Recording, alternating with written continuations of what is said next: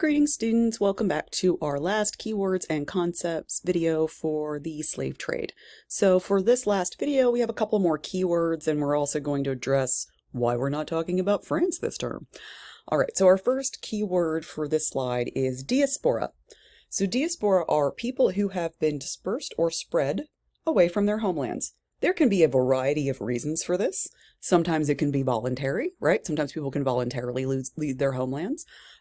You'll oftentimes see in the news nowadays talk of the Indian diaspora because so many Indians have left the subcontinent of India and started traveling all over the world and moving other places. So we talk about the Indian diaspora. Now, obviously, when we're talking about this week, we mean in the modern world, we're talking about the African diaspora. Which is probably the largest, just by virtue of how long it occurred and how many children those people have now had. Just by sheer numbers, it's probably the largest. But there's tons of well-known groups of these folks, right? There are also diaspora populations of Jews, right? Tons of those, particularly here in the US. We actually tend to get lots of diaspora groups. So when we talk about a diaspora, this is a large group of people who have been dispersed or spread away from their homelands. So that's what we mean when we're talking about diaspora. And then another word we have this week is the word maroon. Now, the word maroon is a word for an enslaved person who has run away and joined a group of fellow runaways.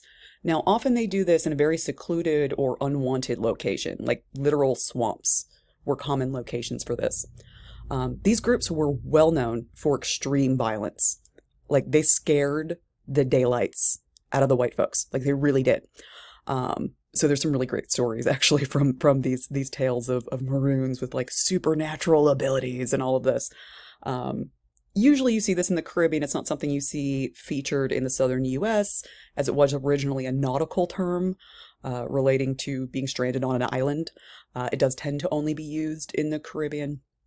But they will talk about maroons in some of our documentaries this week, so I wanted to make sure everybody knew what a maroon was.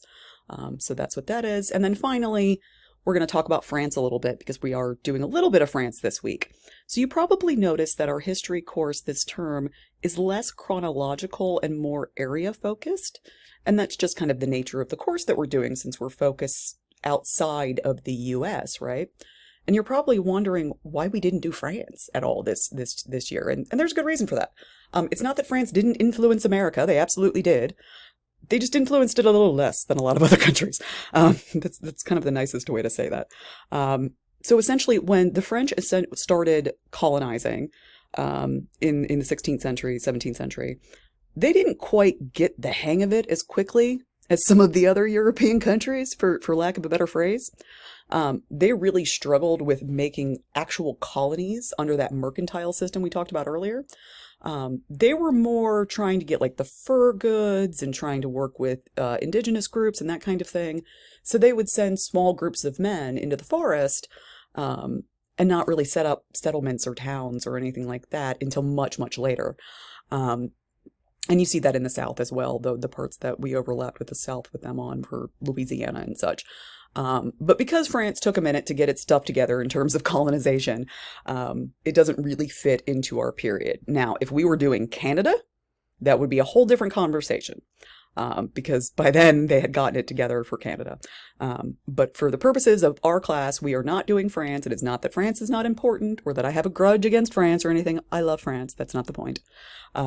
It's just that for the purposes of this particular history class, France is a little less important to our development than a lot of these other countries. So I just wanted to throw that in there just so in case anybody was curious why we're not doing any of the French colonial stuff. If you're curious about French colonial things, send me an email and I'd be more than happy to send you stuff you can read. But we're just not going to be covering that in this class. So that's our last keywords and concepts video. So now we can get to the fun history. Yay! See you in the next video.